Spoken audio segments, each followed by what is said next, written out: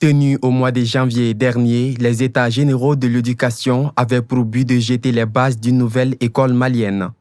2 mois après des débats houleux entre les acteurs du secteur, le rapport final est remis ce mardi au président de la transition. Il permettra de former le nouveau type de Maliens authentique, imprégné de ses valeurs ancestrales et capable de faire face aux défis du monde actuel. Cet homme nouveau s'inspirera du riche héritage culturel légué par nos ancêtres.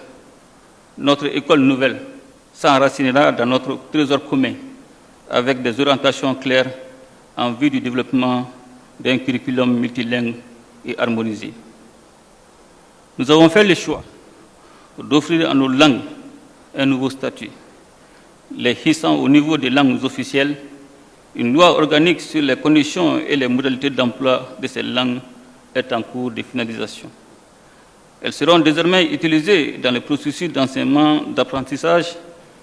C'est l'occasion pour nous de valoriser et de décomplexer les savoirs locaux. Le président de la transition, colonel Assimi Goïta, a assuré que les recommandations issues des travaux des États généraux de l'éducation seront mises en œuvre par le gouvernement. Vous venez ainsi de tracer de manière consensuelle la feuille de route pour la refondation de notre système éducatif.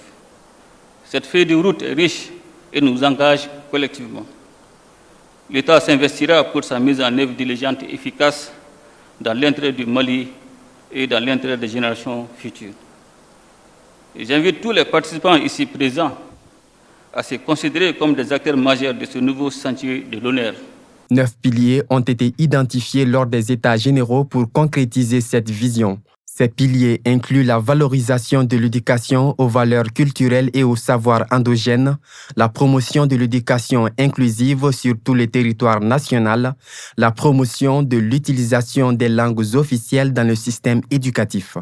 D'autres recommandations portent sur la révision des programmes d'enseignement pour inclure la maîtrise des langues officielles, les valeurs et savoirs endogènes, ainsi que des sciences et technologies à tous les niveaux du système éducatif.